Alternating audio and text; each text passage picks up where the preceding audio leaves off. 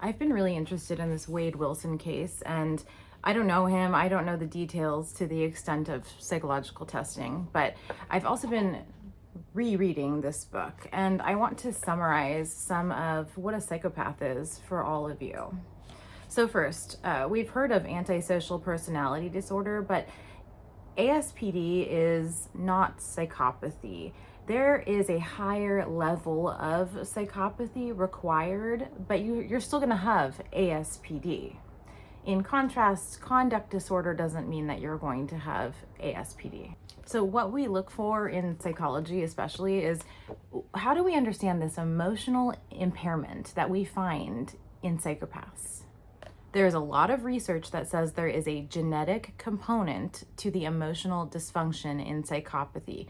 So individuals may be vulnerable to being psychopaths depending on the genetic loading and also how they're raised. It also depends on the other brain structures. So if there's a genetic vulnerability to not feeling emotions, what are the other brain structures doing? Is it making it worse? Are they making things better? Are they compensating? Are they over or under compensating? How's the amygdala? How's the hippocampus? How was the child raised? Was there crime? How were the primary attachment styles? People with psychopathy have oddly low anxiety levels. They don't have emotions regarding the anticipation of punishment, and they overall just don't have the emotions that you and I would feel. They don't have a startle response. But if you think about that, we use our emotions to understand our situation. We use our emotions to understand the future.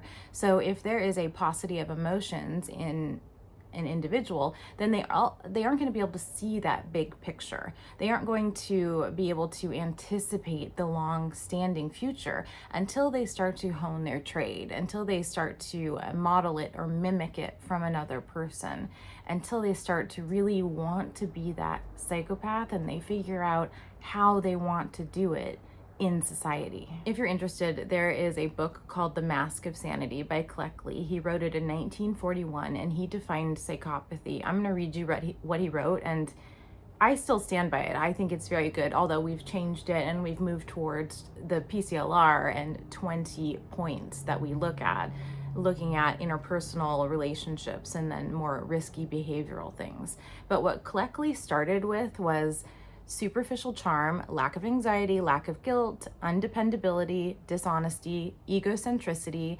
failure to form lasting intimate relationships, failure to learn from punishment, poverty of emotions, lack of insight into the impact of one's behaviors on others, and failure to plan ahead. Now, we've added really important things like criminal versatility, promiscuity, parasitic lifestyle to really make it a big diagnosis to show how severe and how encapsulating it is and how it bleeds out into all facets of life, of the person, of their family, of anyone around them, and overall society. Another great book is Snakes in Suits, because when we think of a psychopath, we think of someone like Wade Wilson. We think of somebody who has all of this facial tattooing and they've committed these heinous violent crimes. But there are a lot of high-functioning, intelligent psychopaths in high up positions, and maybe they're good at their jobs because they don't feel the emotions and they're not bogged down by it, but for some reason they're not the ones committing the crimes. So what's the difference? Why does a psychopath lead to prison, and then why does a psychopath lead to a CEO of one of the biggest companies in the entire world?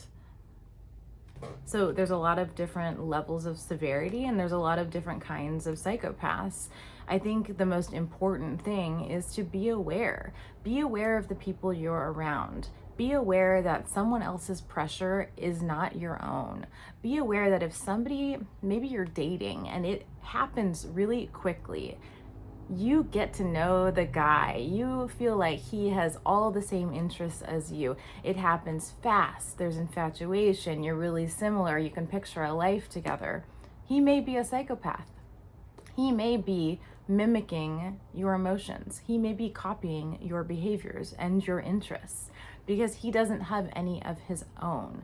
So what happens is the psychopath goes around and learns from other people how to be human, how to have the emotions. And then when they're done with you, they move on to the next. And the real successful ones don't get caught. I knew a guy once, and he had a very high score on the Psychopathy checklist, revised, the PCLR. And his type of psychopathy was definitely crime, but it wasn't crime towards me. So we actually were able to have a communicative relationship where I helped him in areas of the prison and he helped me. He offered me information that allowed me to stay safe and allowed me to keep other people safe, because he didn't want to wreak havoc. He had very pointed interests of crime, and we could work that relationship out from doctor to patient. One really interesting day was when I was pregnant and I was starting to show, and he pulled me aside and he said, "I want you to know, people are taking bets on who can kick your belly first." Now, was that empathy? Was that a sense of ownership over me? Was that just simply that we respected each other? I don't know, but he probably saved my life. So to answer the question I've been asked about this Wade Wilson petition, people signing it saying that he should not get the death penalty, I can't answer it. It is up to the jury. It is up to the judge. It is up to the information that is available in the courtroom. But I'm not against it, because he is a very young, very disordered man, and I don't see a lot of hope with individuals like that in the system.